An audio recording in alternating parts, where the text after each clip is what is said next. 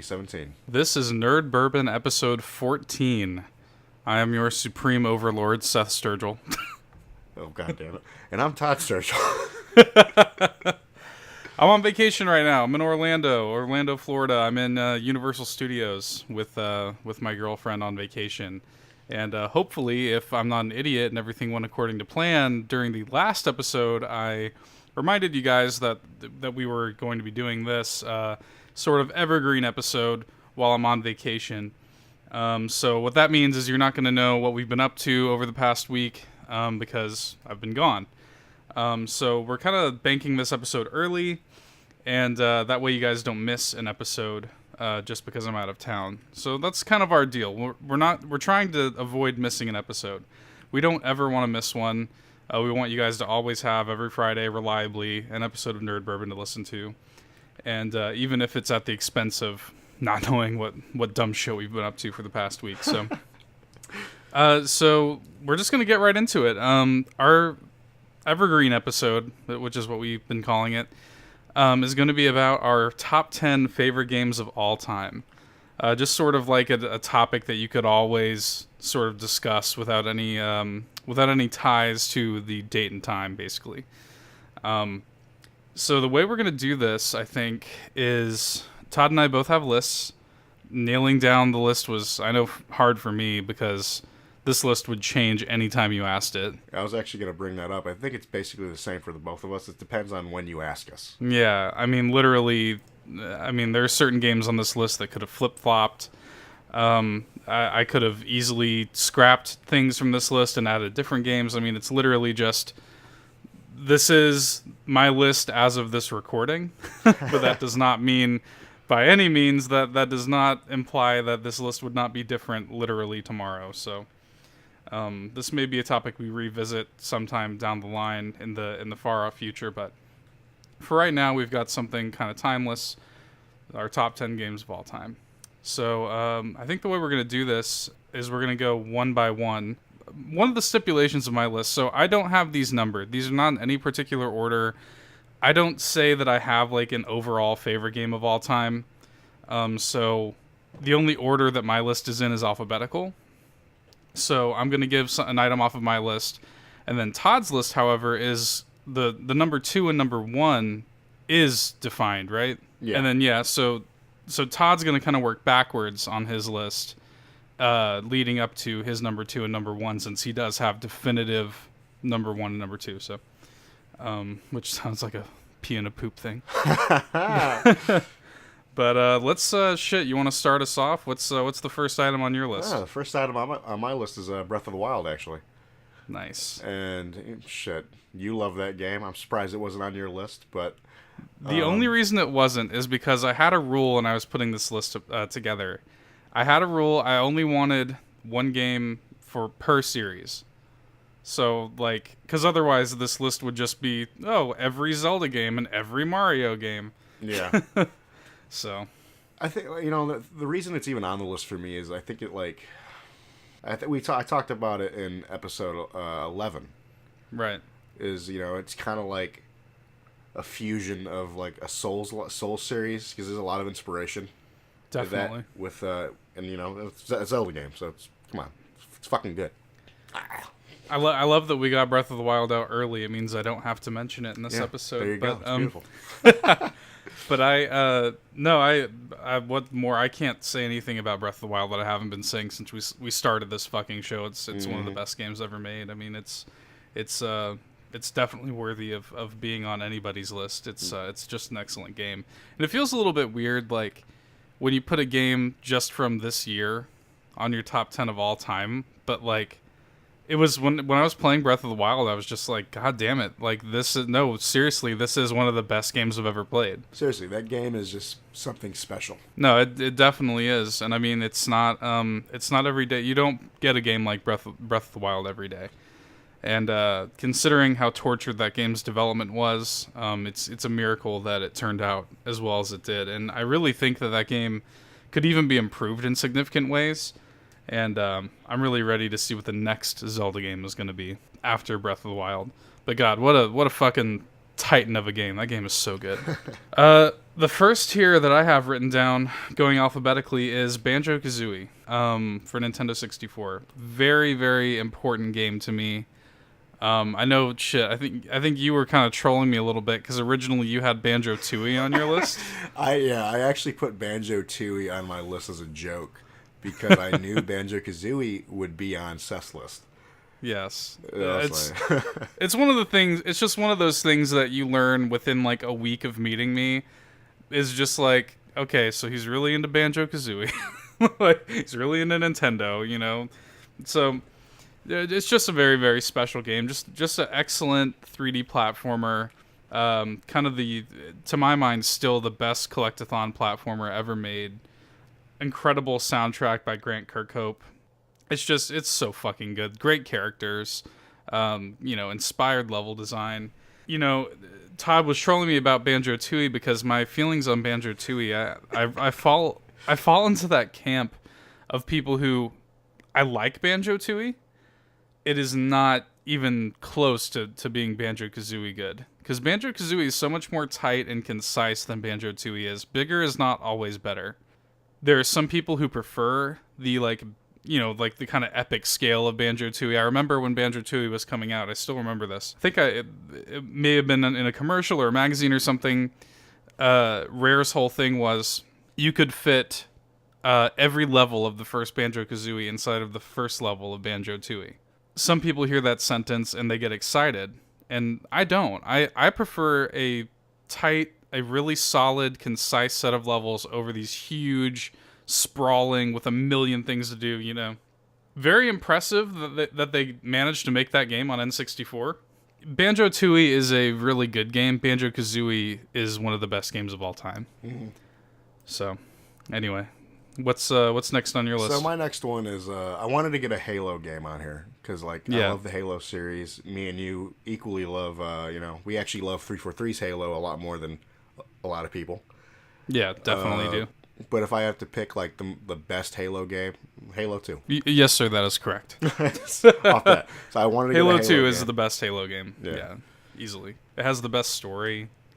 What do you love about Halo 2? Man, because we actually recently replayed every Halo just about with the Master Chief Collection, and I forgot how good that game was. Actually, so good. Because it was like I was young when I first played that one, and playing through it again, it's just like the story's incredible. I love Halo 2 has so many good like set piece moments too that I really love. Like I'll never when that game first came out, the hype surrounding Halo 2 was so insane.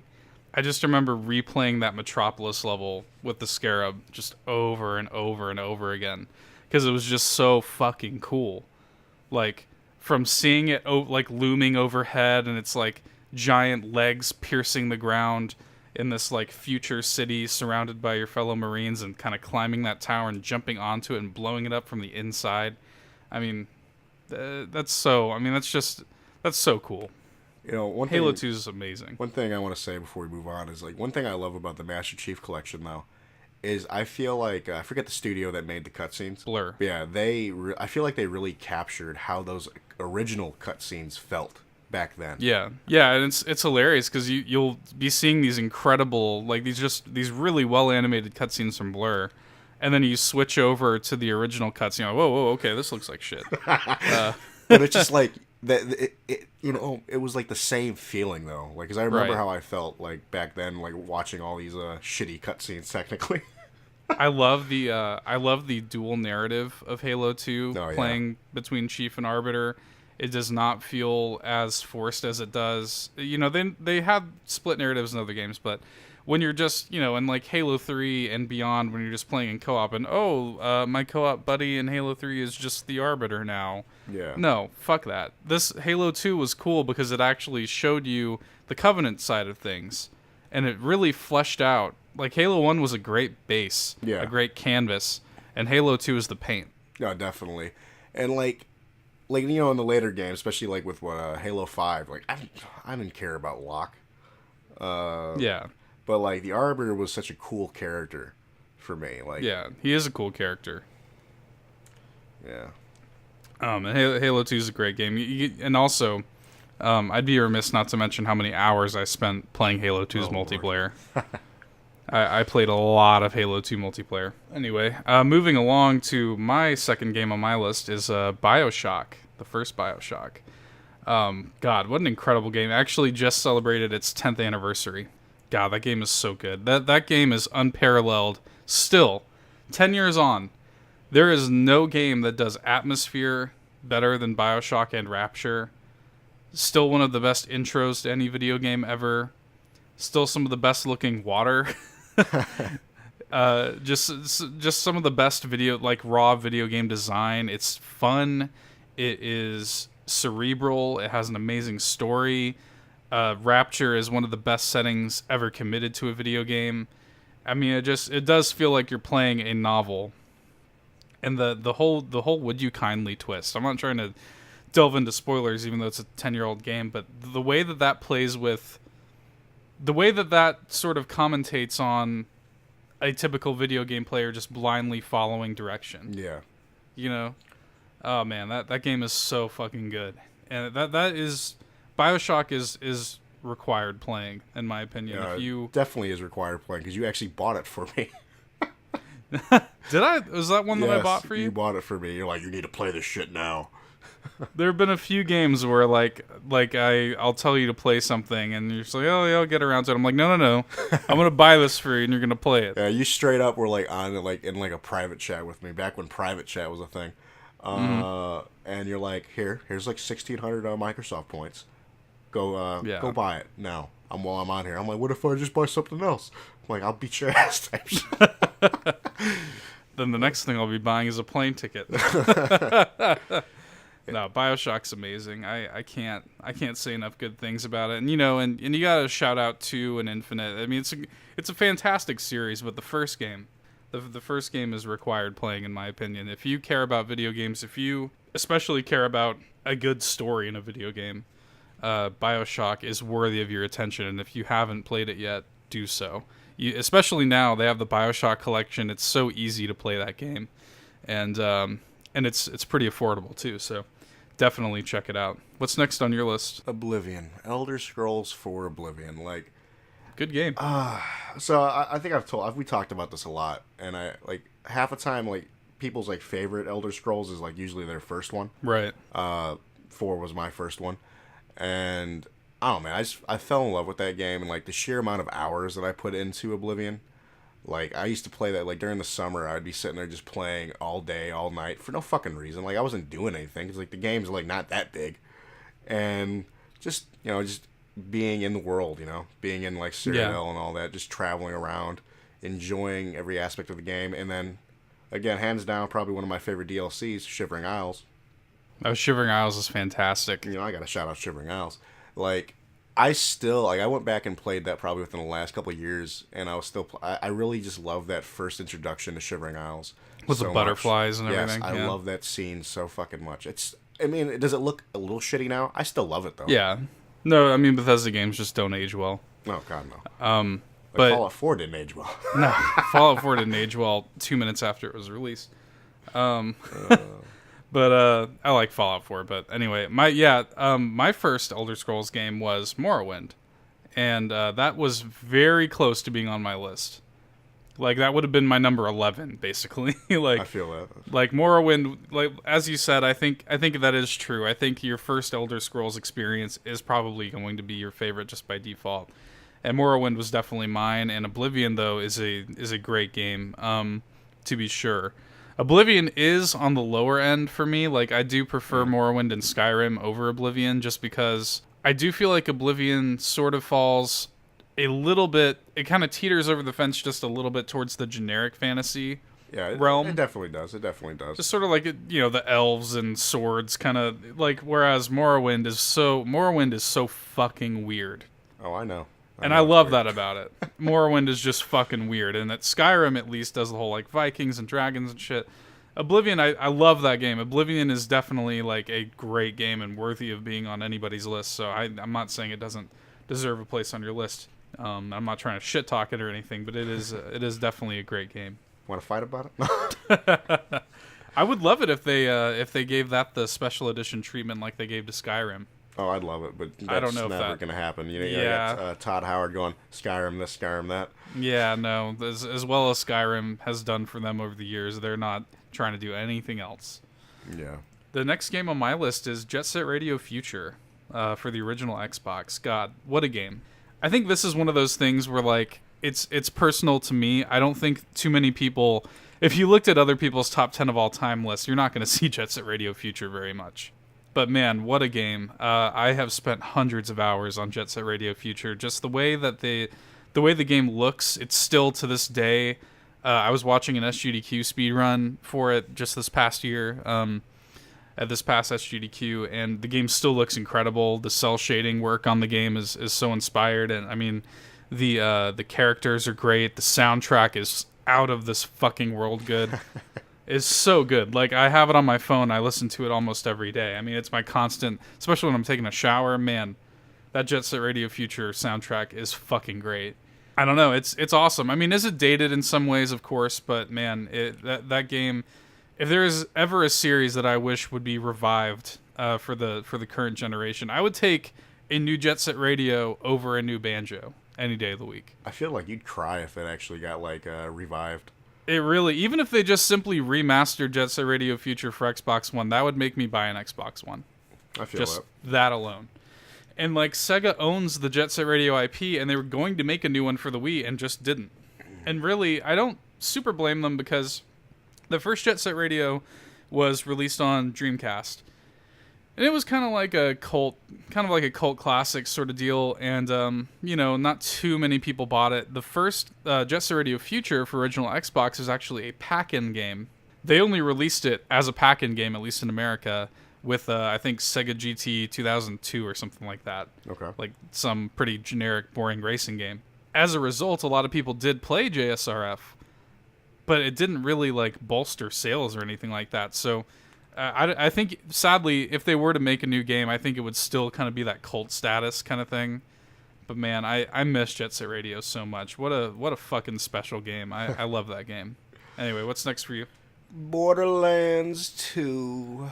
This was what killed Banjo-Tooie for you. You were just thinking about it last night, and you're just like, wait a minute. I jokingly had Banjo-Tooie on there, and I'm like, fuck that. I'm actually gonna have a game that I actually genuinely enjoy. So I decided to replace it with Borderlands 2, because I'm like, holy shit, how the hell am I going to forget about that? Just the sheer amount of hours alone that I put into that game. It's disgusting. Yeah. Would you say that out of all the games on your list, that is the game that you spent the most time with? Yes. Being an unemployed piece of shit when it came out, that's all I was playing. Yeah. Again, it got to the point where I felt bad if anybody was playing with me, because it's not fun to play with me on that game. Yeah, you were doing the speedrun strats. Yeah. I joked at one point because we were trying to get our mutual friend Dan, that we've mentioned a few times on the podcast. We were trying to get him into it, and I was like, "All right, get ready for the Todd's guided tour of Pandora." Oh man, it's just because it's like I knew that I still know that game like the back of my hand, and it's like disgusting. Like I'm just like it's terrible. I've put over like 1,000 hours like plus easily. That's just I've put so many hours I can't even actually like put it into numbers. Borderlands 1 is a great game. Borderlands 2 for me is so much better than Borderlands 1. I know there's a lot of people who prefer the first Borderlands, but to me it's night and day. Oh, here's the deal. The people that actually like Borderlands 1 better, that's whatever, that's cool. That's us, but Borderlands 2 has so much more to offer. It has a better story. It actually has like the sense of humor that people fell in love with. I fucking love the humor in that game. There's a little bit of the humor in Borderlands 1. It is there, but not as strong as it is in Borderlands 2. And like even pre-sequel has a little bit of humor that I respect, but it's not as good. And that's why I gotta be honest, like that's why I'm worried about Borderlands 3. I'm gonna be real. If you're a fan of Borderlands and if you're not worried about Borderlands 3, you're not a Borderlands fan, because I'm dead. That is a big worry of mine. Like, a lot of the team is gone now. Mikey Newman's gone. Anthony Birch is gone. Like all the people that were pretty instrumental. Granted, there are still a lot of people there, but some of the big figureheads at Gearbox that made Borderlands 2 so great are not fucking there anymore. I know, dude. And that makes me really worried for Borderlands 3 because, like, you think that kind of shit doesn't matter, but it does. Oh, it definitely does. Because even going to pre-sequel, you're just like, okay, the writing's fine, but it's not quite there. Yeah, it's not quite there. Even the gameplay wasn't quite there. Like, yeah. The main reasons I love Borderlands is I used to just sit there and farm, like, just turn my brain off, kill the bosses, kill the raid bosses and all that. And there wasn't that level of farming in that game. It was just like until like later on in the game when nobody gave a shit about it. We've talked about this even when we were playing through it, like when that game came out. It is really good for a solid playthrough pre-sequel. Right. That's it. Just get that one playthrough up, get you hyped for Borderlands 3. But the thing is, I'm genuinely worried about Borderlands 3 because like we were just talking about Mass Effect Andromeda a little bit before we even started recording this. Right. I'm like how you were worried about Andromeda. That's how I'm worried about it. Yeah, I knew, and I was calling it for years. Literally, I was like, "There's something wrong with this fucking game," and I feel similarly to Borderlands. Although I know that Borderlands development probably didn't start in earnest until about a year and a half ago. Yeah. Too busy working on that sweet Battleborn. Right. That's sick Battleborn, bro, and how well that game paid off. Holy shit. Better than Lawbreakers, apparently. Ooh.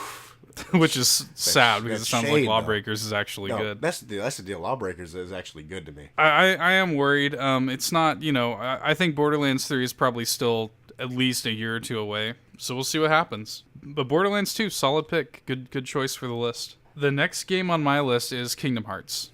The first Kingdom Hearts.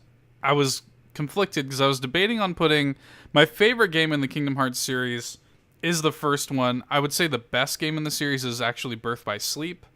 And I think 2 is also better than Kingdom Hearts 1, but Kingdom Hearts 1 is my favorite. If this were a list of what I think are the best games of all time, this would be a radically different list. I'd have games like Spelunky on here and stuff like that.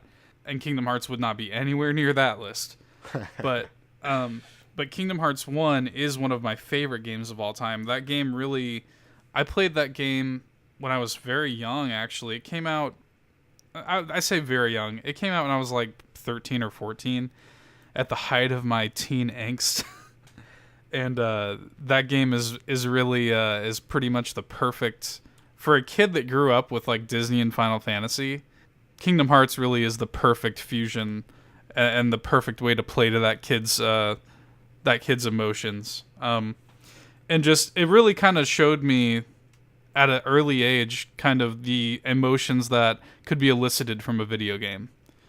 Because the ending of the first Kingdom Hearts, if you get wrapped up in the weeaboo melodrama, the ending of the first Kingdom Hearts is deeply emotional. And it's a deeply emotional series in a lot of ways. And the Kingdom Hearts series will always be special to me because of what it meant to me back then. And the gameplay doesn't hold up super, super well today. It's better if you play the Final Mix version. A lot of people don't remember that in the original PS2 game, you didn't even have camera control fully. It was fucking garbage. I was such a freak about Kingdom Hearts 1. I have maxed out the clock on Kingdom Hearts 1 several times. The clock maxes out at 999 hours. You disgust me. Oh, I know, it's gross. With the exception of maybe another game on this list, Kingdom Hearts 1 is probably the one game that I've played more than any other game in my lifetime. I've spent thousands of hours in it, and I literally, when I was a kid, would do stupid shit. Like my friend Cody and I, as an endurance test, we wanted to see if you could reach the max level without even leaving Destiny Islands in the beginning. Oh, no. Which is possible, but what you have to do is you have to play Blitzball with Waka and just counter the Blitzball and get that one experience point over and over and over again for hundreds of hours. Do that. Oh, I did it. Oh. And another stupid thing I did, there's a foot race that you have to do with Riku, and this is all in the beginning like hour of the game when you're still Sora on Destiny Islands.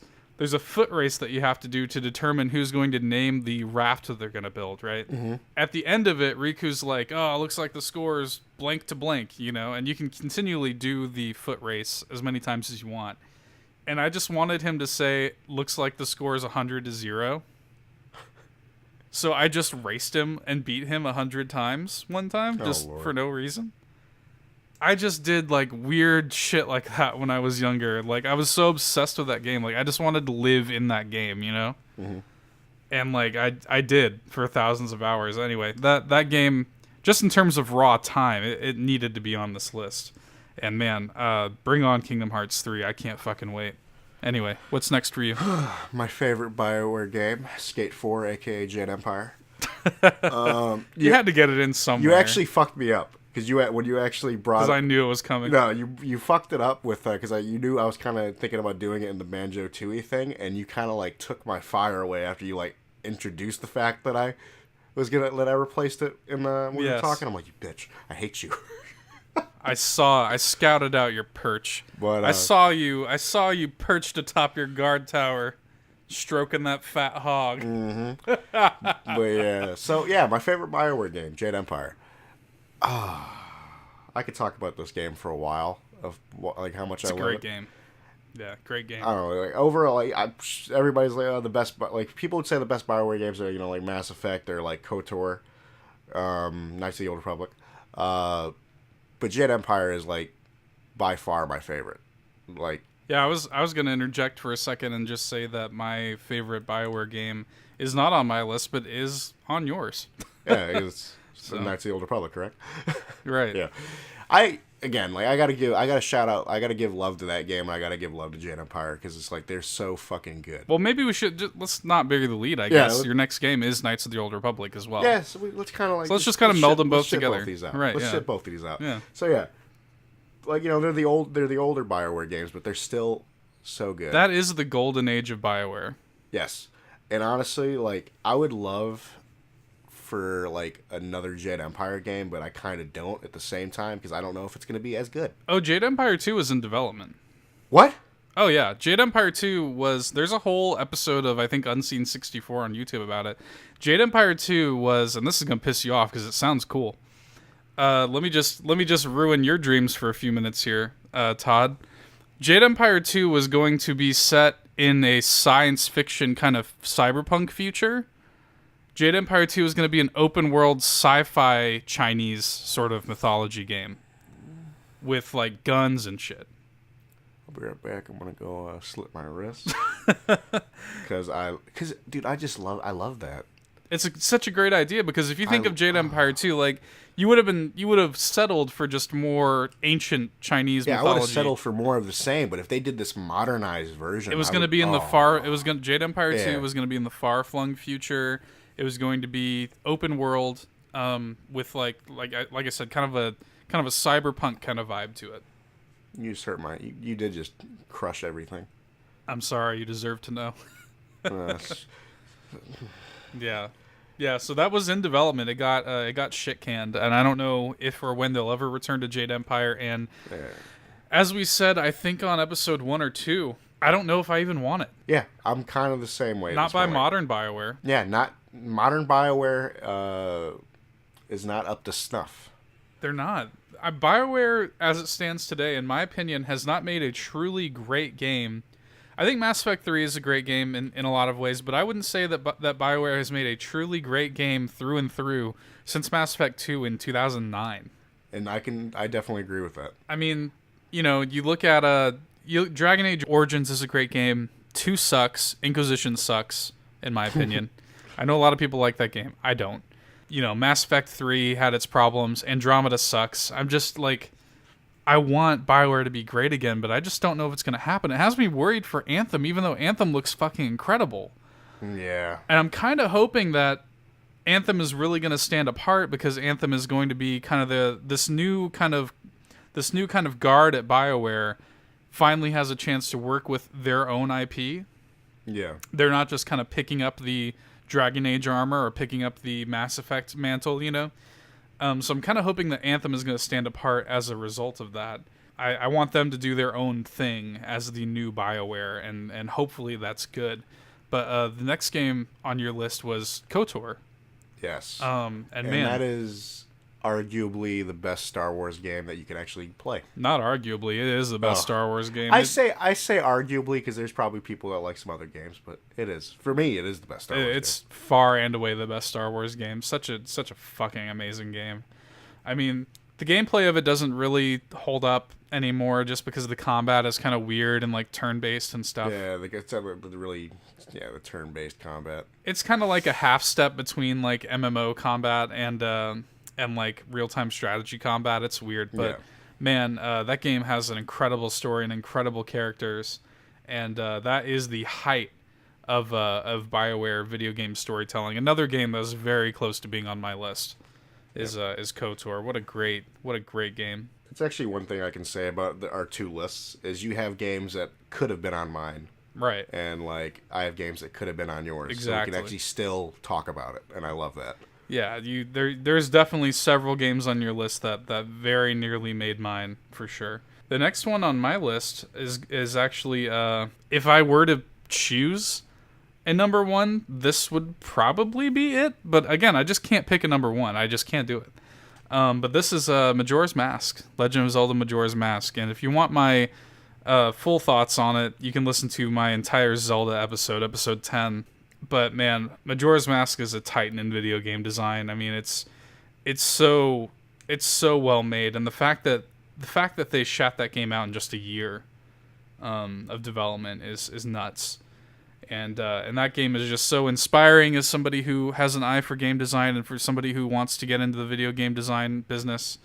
That game is inspiring. It's beautiful. It's dark. It's somber. It really shows what video games can do. That video games can do a lot with a little. You know what I mean? Yeah, definitely. Because Majora's Mask had no development budget, had no time to make that game, and it's fucking amazing. And it's also just from a personal level. Again, I've said it before and I'll say it again. When growing up, I had no love for Majora's Mask at all. And when Majora's Mask 3D came out for 3DS, I sat and 100%ed it, and my jaw was on the floor at the end of it. That game is so fucking good. I'll never forget that experience. And I highly recommend, if you were like me and you don't have good memories of Majora's Mask, pick up Majora's Mask 3D, and I think you're going to change your mind. Anyway, what's next for you? Well, shit, we skipped along. I'm a little ahead now. So it'll be all right. I'll do my last two together, I guess. Beautiful, beautiful. So, I Battlefield Bad Company 2, which is actually my favorite Battlefield. Good game. That's probably my favorite Battlefield as well. I actually enjoyed the campaign of the Bad Company series. The campaign's it's a lot of fun. It's like it's not really, because again, it's like not as serious as Battlefield normally is. No, not at all. And I think that's why I really enjoyed it. But the multiplayer is the main thing that I actually played back then. I'll say this is back when I was a teenage cyborg. And doing that dirty shit. Oh, man. Did you ever play that game with me? Oh, yeah. Like, do you remember how disgusting I used to be in that game? Oh, I do. Like, the one thing that always hurt me in later Battlefield series is they took away the C4 from the recon class. Oh yeah, that shit. Well, to be fair, that shit is a little retarded.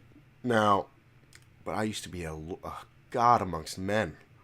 I was a tank slayer, dude. I used to average like 8 tanks a game, like in like playing like Rush and all that. And there was this point, like one of my favorite things that I've stuck with it. I was playing with our mutual friend Tyler. I forget the map because it's been so long, but it was like the snowy map, right? And there's like this like construction site. This is how good I was, man. Before Tyler's like, there's a guy, he's already dead. And the thing is, it looks like we didn't even stop running. We're like just running through this like forest, and he's like, I legit like instantly like basically quick scoped him, and we kept on moving, and like it was fluid. I was like, ugh. Yeah, Battlefield Bad Company 2 is a great game. I still what really does set it apart for me is that single player experience. I love I would say that my favorite Battlefield is probably Bad Company 2 because of the single player experience, but I love the multiplayer experience of Battlefield 1 that came out last year. I even said this when I first started playing Battlefield 1. It was the most fun that I've actually had in a multiplayer since Bad Company 2. Yeah, but I would say my favorite Battlefield multiplayer is probably 1942/43 or whatever you want to call it, the World War II kind of Battlefield game. Yeah. man, I lost some hours into that game. But Bad Company 2's single player really is what kind of made it stand apart for me. And I still really want Bad Company 3 to be a thing one day. I don't think it's ever going to happen, but I would love it. No, it's not. But you know, because EA, you know, Battlefield 1 does have a single player component to it, and I hear it's great. But I don't think EA is super duper concerned with this thing. I mean, I'm a single player guy. I haven't even touched a single player of Battlefield 1. Yeah, there's really no, like, the single place, like, what is it, the war stories? Like, I've played a couple of them. They're all right. Like, it's just I hear it's great. I hear it's good. I just have not, you know, and it's funny because even playing, like I said, I lost some serious time in 1942, and that sounds like a fucking depressing. So that's a depressing sentence out of context. I lost some serious time in 1942. I lost some serious time though, and it was all multiplayer. And Battlefield 1 and to some extent Bad Company 2 felt like primarily multiplayer experiences with single player tacked on. But Bad Company 2 did take it a step beyond, and I respect it for that. The next game on my list is a little bit of a surprise, except if you know me. It's Pac-Man. The original Pac-Man. A lot of people would argue that Miss Pac-Man is actually a better game. I sort of agree to some extent. The original Pac-Man is my fucking game. There are certain games, especially arcade games, like some people are like, oh man, Dig Dug is my fucking game, or Galaga is my game. Pac-Man is my fucking game. You trying to throw some shade at Dig Dug? No, Dig Dug's great. I'm talking shit. Look, hey, classic game, you know, Galaga, Dig Dug. These are great. Those old Namco games are fucking great, but Pac-Man, man, is still better than 99% of the games coming out today. It just is. It's just a fact. Like, the gameplay of Pac-Man is so simple and so rock solid and so challenging and so skill-based and dexterity-based and pattern-based, and my god, it's like, it's almost like, and when you get good enough at it, you're just in that fucking trance. And like, Pac-Man is a spiritual experience for me, and there's nothing better. This Fox's Pizza, this pizza place locally, had a Miss Pac-Man arcade cabinet. Oh Lord! For a while. Bet you had some fun with that. So every time we would go in, I would always, you know, I'd pay for my order, and as the order was being made, I would take whatever the change I got out of it, and I would go and I would put a quarter in the Miss Pac-Man machine. I put a high score on that machine every time we went in there. Fucking nice. Yeah, every time we went in there, I put a high score on that machine. Number 1 on the leaderboards every single time. The only thing that pissed me off is they unplugged it at night, and with those old arcade cabinets, whenever it lost power, it wiped the board. Oh Lord. You know, arcades would just leave them on all night long. Fox's Pizza would unplug it, so the board would be wiped, and so, you know, but every time I'd come in, I would high score that board. And I platinumed Pac-Man and Miss Pac-Man in, I think, 5 minutes when they came out on PS4. It is just my game. I have spent so much time playing Pac-Man. And I'll never forget one summer I went to my grandma Borgini's house in Chicago. She lived in Oak Lawn for a long time. And I went to her apartment, and that's the only thing she had in terms of like entertainment. She had her shitty little, you know, CRTV. And she had Pac-Man, and I played it all summer. I mean, Pac-Man's a special game to me. I could talk about it all day. Anyway, what's next for you? Call of Duty 4, Modern Warfare. Great game. You know, I kind of, you know, I love, this is actually my favorite Call of Duty without a doubt. Like, hands down. It's probably my second favorite. What would be your favorite? Advanced Warfare. Oh, yeah, just for, like, the sheer the campaign. That multiplayer is garbage on that one. Yeah. Campaign on that is actually one of the best. I will agree with you on that. But Call of Duty 4 has it all. It has, like, a really solid campaign and a really solid multiplayer. And honestly, that multiplayer is probably what kind of, like, paved the way for, like, how most shooters play nowadays. Oh, it definitely did. Call of Duty 4 is a super, super influential game. Yeah. Yeah, the only reason I give Advanced Warfare the edge is because of the story. I'm a single-player guy, so, like, you know, the story of Advanced Warfare is fucking phenomenal. Not just for a Call of Duty game, it's just on its own. It's just fucking phenomenal. On its own, it's just a fucking good campaign. It's just a really good story for it. And Call of Duty 4 has a good story too. I don't think it's anywhere near as good as Advanced Warfare's story. However, Call of Duty 4, what Call of Duty 4 did really, really well is the set pieces. Yeah. it doesn't necessarily have a great plot around it, but it does have great moments. Yeah, like, what is it? Gillies in the Mist is fantastic. Oh, I mean, unforgettable, right? Yeah. Like, all gillied up, like you never forget about that. Yeah, All Gillied Up is really good. There's a lot of just really like memorable moments in that game. Just the way that game opens and just the quotable flashbang through the door, that shit. That shit is just drilled into your brain, right? Call of Duty 4. So I think Call of Duty 4 is the best Call of Duty game for that reason. It's not my favorite, but it is the best. And the multiplayer experience is also really good. Like I said, I'm not a multiplayer guy, but that is one of the few ones that I got into. And I actually prestiged Call of Duty 4, which doesn't happen. So yeah, it's a great game. I have my misgivings about the remastered version. For a lot of reasons. We shouldn't get into that. But that could be a topic in its own. Yeah, I just had to give it love because it is, like you said, a very important game, a very influential game. Totally influential game. I mean, shooters would not be where they are today without that game for sure. Yeah. Next game on my list is Portal. This is another one where it's like I could have put Portal 2 on this list. The first Portal, though, as I was thinking about it, I do think Portal 2 is a better game. The first Portal, though, is so much more impressive. Not just from like that game for one thing is brilliantly designed.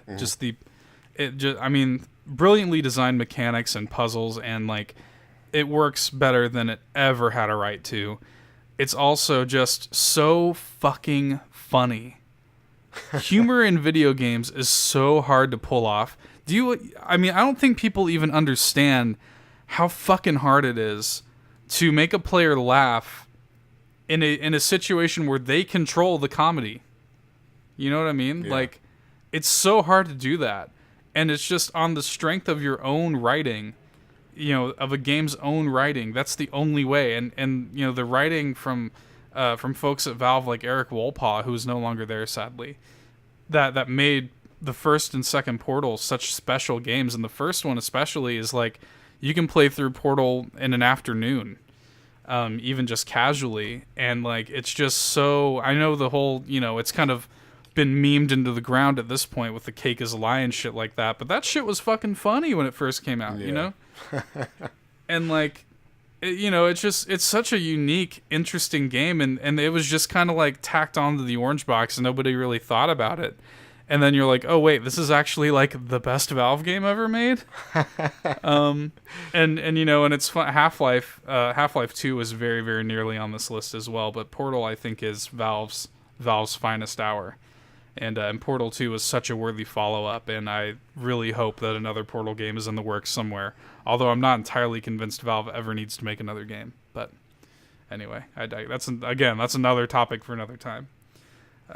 This is your number 2 now we're at. What's your number 2? My number 2 is Dark Souls. Surprising nobody. Surprising no one, especially if you guys have listened to episode 11 at this point. You're going to know Todd's number 2 and number 1, basically. You're already going to know them. But I won't even say the number 1. I'm going to... Save it. Save it. I got to... Again, if you want to hear my full... thoughts. We have an hour and a half long podcast on Dark Souls. That's just the Soul series in general. Like, I could have made Dark Souls alone like an hour and a half. I could have made like Dark Souls 3 an hour and a half. I could have made any of those games could have ended up on this list. Right. But like, if I had to put like a definitive 1 and 2, it is going to be Dark Souls. If you want my full thoughts, go listen to episode 11. The game is legitimately one of my all-time favorite games, and it has just so much going for it. It's a very special game to me personally. I love the first Dark Souls. It's a very special game to me. Like, and just like it kind of got me through shit. You know what I mean? Right. So, which I think I do kind of touch on in the actual episode 11. Yeah, you do. It's a good episode. Go listen to it. We're here whoring our shit. Mm-hmm. But we gotta plug them. We gotta plug the episodes now. Yeah, But, that Dark Souls, again, I've said this before, I'll say it again, almost on this list. If this were a top 20, I think our list would have had more overlap. That being said, I'm kind of glad that they don't. Yeah. It's kind of nice having a list that's so vastly different from each other. But Dark Souls is definitely, as you said, a special game. And if you're a Dark Souls fan, I think our episode 11, titled Todd Really Loves Dark Souls, is definitely worth listening to. My next one is Psychonauts. This is probably one that would have been on your list. It would have been on my list. I love that game. Another one that I force you to play. You know what's funny is I'm actually wearing the Psychonauts shirt right now. Nice. Yeah, the Goggler one. Yeah. Yeah, we both got it. We both have a Goggler shirt. Psychonauts is so good. That game, and I just recently replayed it and platinumed it on PS4. And man, that game still holds up so well to this day. I mean, even just from gameplay, it's just a solid platformer. Yeah. And just a solid 3D action platformer on top of just solid mechanics and impeccable level design. Mm-hmm. I mean, when you think about and there's actually a whole behind the scenes kind of documentary in Double Fine, whereas what I love about Double Fine is they kind of wear their development cycles on their sleeve. So if you want to learn about the development of Psychonauts, you can, and I highly encourage that you do, because it's interesting just seeing how difficult it was. You think about the Milkman conspiracy stage, right? And how all those roads are looped around and going upside down and shit on each other. I can't even fathom how difficult it must have been to make some of the levels in Psychonauts. And just the pure imagination on display, the humor. Ironically, Eric Wolpaw also co-wrote Psychonauts with Tim Schafer, who wrote Portal. Mm-hmm. So, and it shows. I mean, again, humor in games is so hard to pull off effectively, and Psychonauts is fucking hilarious. Yeah, Psychonauts kills it. It's so funny, and it's so unique, and it has a good message at the heart of it, and it's a great game. I love that world. I love the world of Psychonauts. And man, I can't even believe they're making a Psychonauts 2. Bring it on. I'm so fucking ready. With that, you wanna go into your number one? You wanna surprise and awe the audience? Oh yes. They're going to be so surprised. Bloodborne. Again, almost on this list. Yeah, without a doubt. What a game. That was no hesitation. That was, all right, Bloodborne, you're number one. All right, that's it. Right. Because it's hands down my favorite game. It has everything that I love in a video game and more. And I actually just recently, I don't know if I told you this, because I usually hover around. I re-downloaded it recently, and I usually hover around Moon Presence, because I love the way when the Moon Presence fight is activated, it has this black sky and red moon. Right. And the Hunter's Dream, I usually hover around that area because I just love it. Right. But I actually, I'm doing a little fresh playthrough. Not really a fresh. Nice. I'm playing on my new game plus. But I'm actually. Oh, okay. So you're not making a new character. I can't do it, man. The sheer amount of time and all these gems and shit that I have in that game. Yeah, you might as well reap the rewards of the time you've spent. Yeah, so I am starting a solid, fresh playthrough on my old character. Fair enough. Yeah, great game. I mean, like I said, this is another one where it's we covered this in the Todd Really Loves Dark Souls episode, and we covered Bloodborne in depth. But man, Bloodborne is a great special game. Just super well designed. You almost don't get better than that. I really don't see how they're gonna top Dark Souls. Or sorry, I don't see how they're gonna top Bloodborne. They won't. I mean, it's great. It's a damn good game, and definitely worthy of being your number one. That should surprise absolutely nobody. Oh, again, Bloodborne alone could probably be a 2-hour episode of just me. Right, just talking. So next on my list is Super Mario Galaxy on the Wii. And this is another one, again, a lot of games on my list are oh, why didn't you go for Galaxy 2? Super Mario Galaxy 1 and Super Mario Galaxy 2 are 10s out of 10s. Either one of those could have been on this list, and like I said, if I were talking about the best games ever made, both of them would be on my list.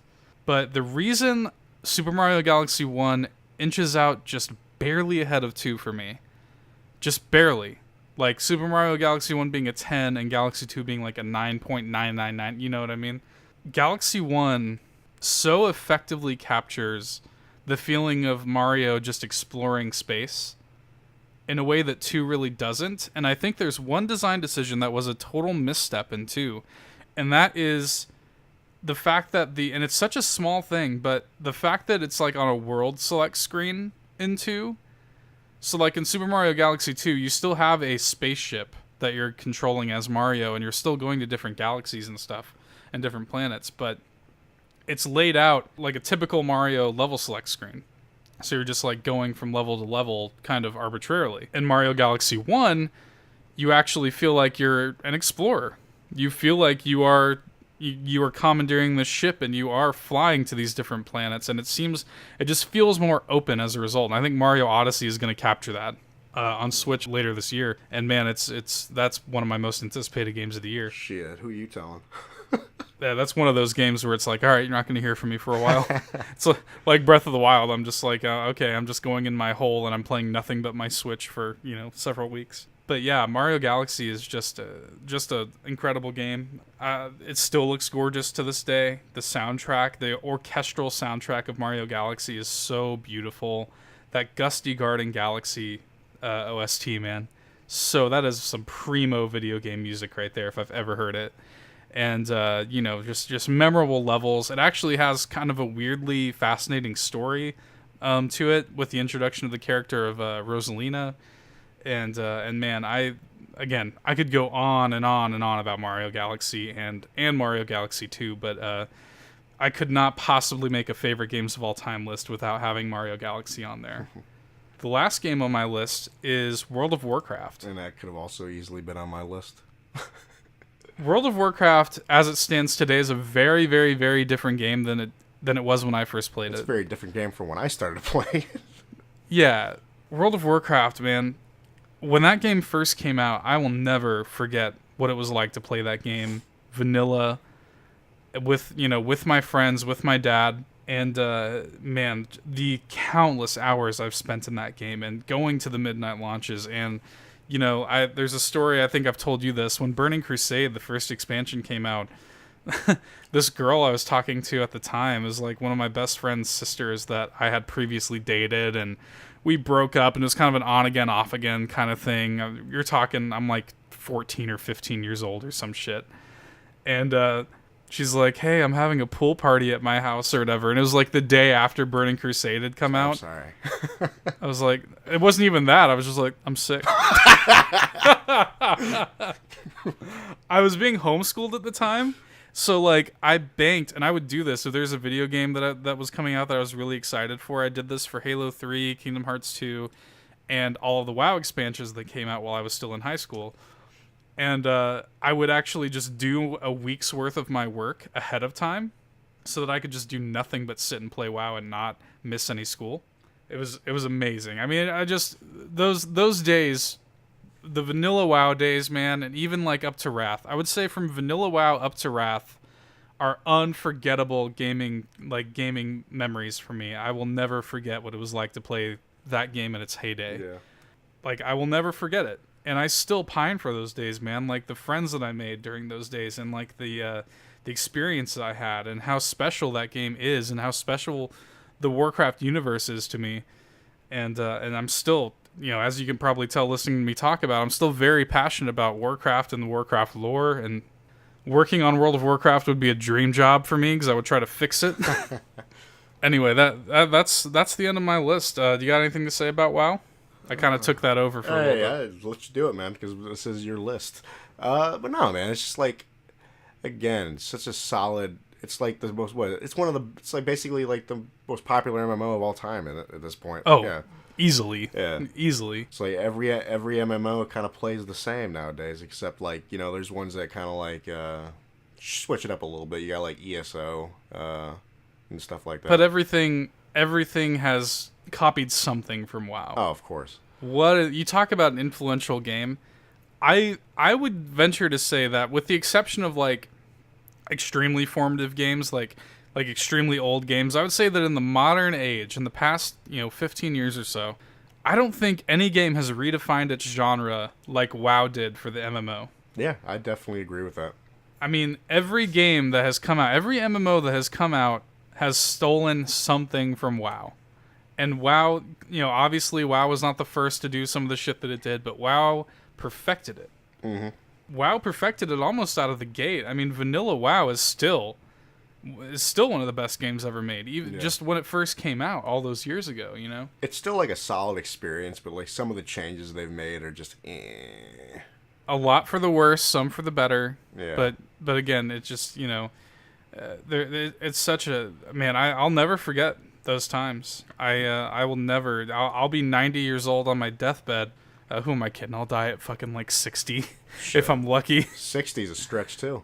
60 is a fucking stretch. With the way my body is and the burger fat that's clogging my arteries. Honestly, for me personally, I see a solid 40. That's about it. But That's some real even shit like right between there. just me and you, like just playing together, like we put in so many hours into that game. Even just on our Demon Hunters from Legion from a few yes. months ago is like 30 plus hours. I mean, Yeah. when I do a slash played on my rogue, on my main rogue, I think I tallied it up. It's like 11 months or something like that of like straight playtime. That's disgusting. Like literally a year of my life doing nothing but playing WoW on one character. And when you think about it, it's like fucking nothing for some people. Oh no, yeah, but I mean that's still thousands of. I mean, like I said, with the either this Kingdom Hearts or Diablo 2, those are the three games that I've spent the most time. And Diablo 2 is very close to being on this list too. As soon as you mentioned it, I'm like, I'm pretty sure that would have been on your list. Yeah, Diablo 2 is very, very close. By far my favorite Diablo game. But yeah, anyway, that's our list. That was actually a lot more fun than I thought it would be. I like making lists, and I like talking about video games, obviously. But I didn't know how it would be to kind of go through it, and it was a good time. I like I said, this list might be different literally tomorrow, but as of right now, that's where we stand. Yep.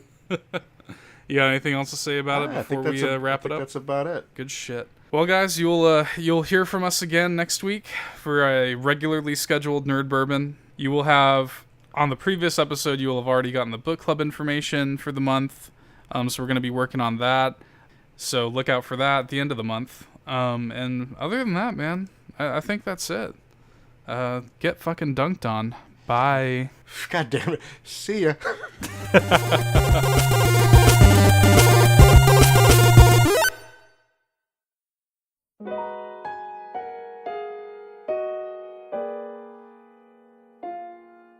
If I could begin to be half of what you think of me, I could do about anything. I could even learn how to love. When I see the way you act, wondering when I'm coming back, I could do about anything. I could even learn how to love like you. Like you. Love like you.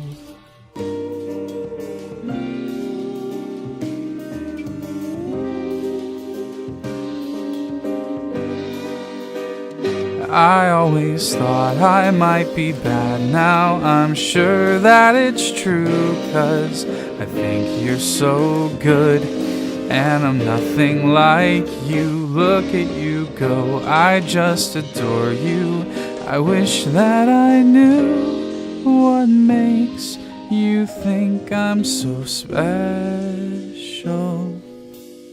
If I could begin to do something that does right by you, I could do about anything.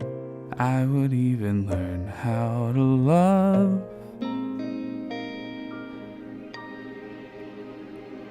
When I see the way you look, shaken by how long it took, I could do about anything. I could even learn how to love like you. Love like you. Love me like you.